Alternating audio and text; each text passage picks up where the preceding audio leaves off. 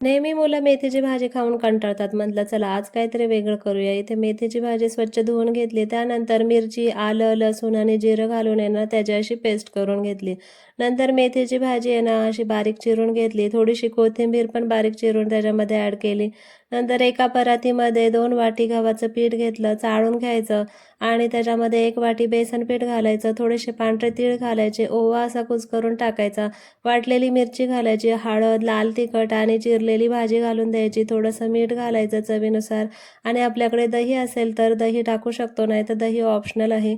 आणि ते पाणी घालून आहे ना असं पीठ आपलं मळून घ्यायचं आहे बघा. असं पीठ मळलं जातं, त्याला थोडंसं तेल लावायचं आणि 5 ते 10 मिनिटासाठी आहे ना हे भिजण्यासाठी बाजूला ठेवून द्यायचं. तर आता इथे आपलं पीठ चांगलं भिजलेलं आहे. मग काय पोलपाट आला आणि थोडंसं तेल लावून ते पुन्हा एकदा मळून घेतलं. नंतर एक गोळा केला आणि त्यालासुद्धा आहे ना आतून असं तूप लावायचं, बाहेरनं तूप लावायचं आणि पीठ आतमध्ये लावायचं. याने आहे ना पराठा खूप छान फुगतो.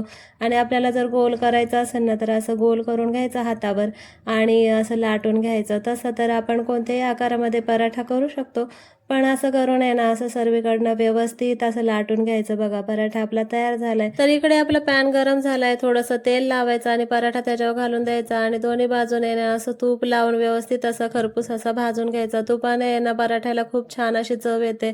बघा तयार झालेत आपले हेल्दी असे पराठे. दही संग नाही तर सॉस संग मुलांना खायला द्यायचे, खूपच छान लागतात. व्हिडिओ आवडल्यास एक लाईक आणि चॅनलला सबस्क्राईब